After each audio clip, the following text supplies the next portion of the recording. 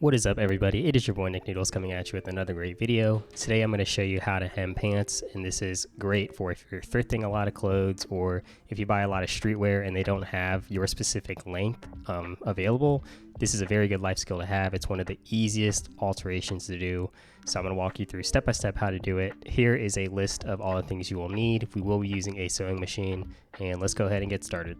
So the first thing we need to do is figure out how much we want to cut off. And what I like to do is just roll up the pant to the desired length and then take that measurement from the bottom up to the top, and that'll be how much that we want to take off.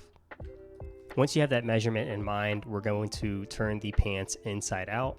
Next, we're going to lay down the pant leg, and using the measurement from before, we are going to draw a straight line where we want the new hem to be. Using a ruler here will be helpful to get as straight of a line as possible, but if you want to freehand it, that is also fine. It shouldn't be that big of a deal. Next, you'll want to determine how thick you want the hem to be.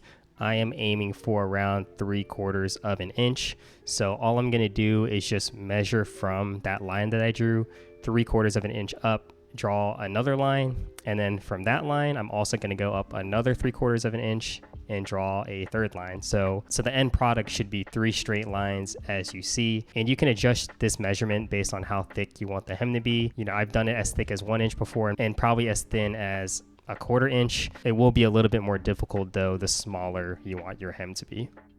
Once you have those lines drawn, we're just going to cut along the bottom line.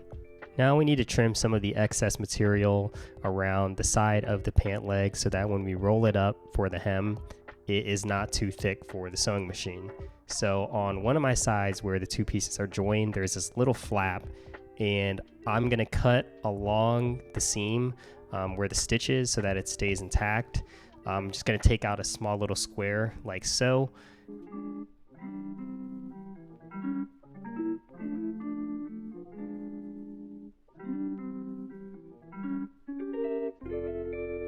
So I can't do this on the other side because they're attached differently. It doesn't really have this flap. So instead, I'm just going to cut out a square up to the second line like so.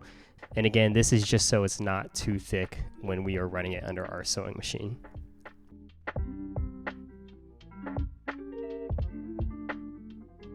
Next, you're going to want to set up your iron and your ironing board, and we're going to fold the bottom edge up to the top line that we drew. And once it's folded, we're just going to press it down with the iron to really get the shape in there.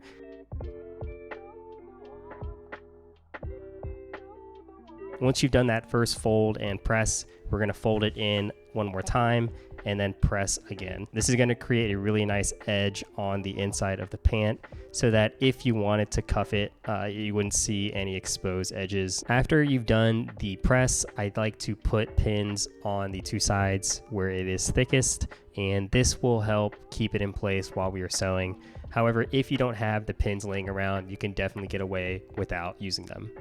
Now it is time to sew. I'm using a single stitch with a length of 3 and the tension set to 4. And all we're going to do is just feed the pant leg underneath the sewing machine. And if you need to draw a line to follow, you can. However, I'm just going to stitch along the top edge of the fold that we created. And because we're using black thread to match the black fabric, it doesn't need to be super straight or super exact unless you really need it to or you're using contrast stitching. So when I start, I do a few stitches forward, then I do a few stitches back, and then I just let it run forward again. And I like to do this all the way around.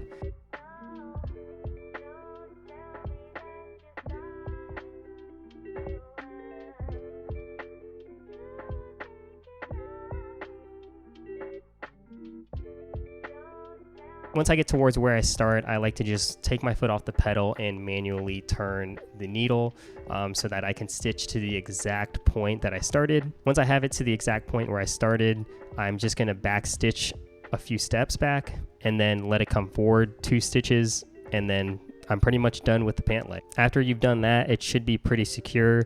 You can remove it from the sewing machine, cut off any excess threads. Do this to the other pant leg. After that, I like to just give the pants one more press and then they're ready to go. So that wraps up this video. I tried to make this as quick and concise as possible. So if I missed anything or you're confused about some parts, definitely leave a comment down below. If you want to send me pictures of your project on Instagram, like you need help with something, definitely feel free to at NickNoodlesYT. But as always, I hope you all enjoyed this video, and I hope to see you on the next one.